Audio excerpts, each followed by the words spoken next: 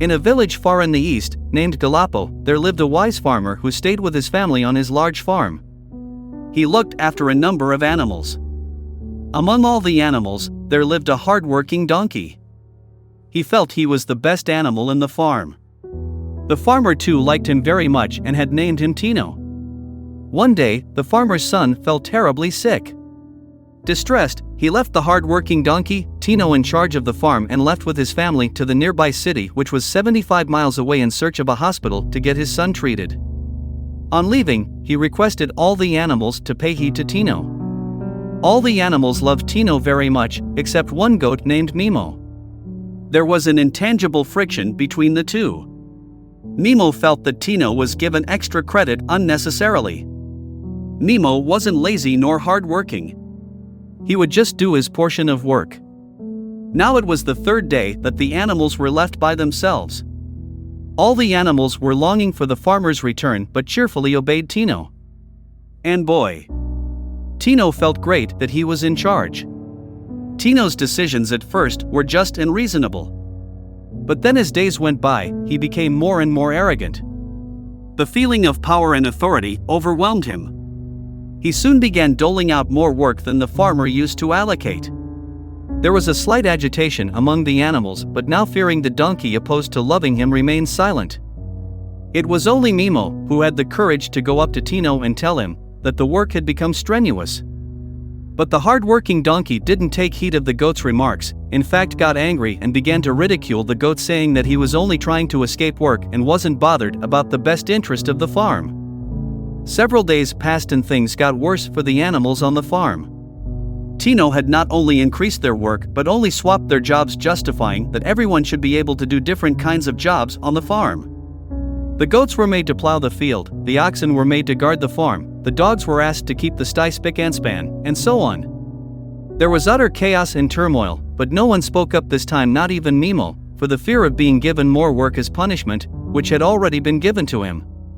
The hard-working donkey didn't even bother to see and to understand the plight of the animals, for he assumed no task would be difficult and strenuous. He had been praised far too much as hard-working and industrious by the farmer that it led to a swollen head. The animals had reached their limit and their only salvation was the return of the farmer. And rightly enough, the prayers of the animals were heard. The farmer returned happily with his family, for his son was healthy again. As soon as the farmer stepped into the farm, he saw that it was the same, if not better, the way he had left it.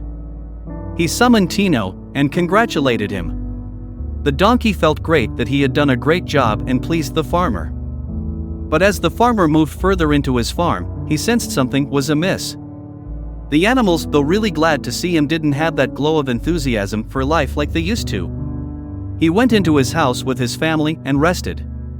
Later that evening, as usual, he went to see his animals and chat with them. From all he heard the same story about Tino. He very well knew Tino was a good-hearted donkey but understood his problem too. The next day, the farmer didn't want to tell Tino about the whole issue the animals had with him. He rather wanted him to understand it by himself. So, he gathered all the animals for a quick meeting. He thanked all the animals for obediently listening to the donkey in his absence. He praised the donkey once again for being hardworking. And then told them that today Tino, the hard worker, will demonstrate how work should be done. Tino felt great. He felt this would be a piece of cake for him to prove himself the best worker, as his task was to carry the hay or firewood from one place to the other. But to the donkey's surprise, he was asked to plow the field.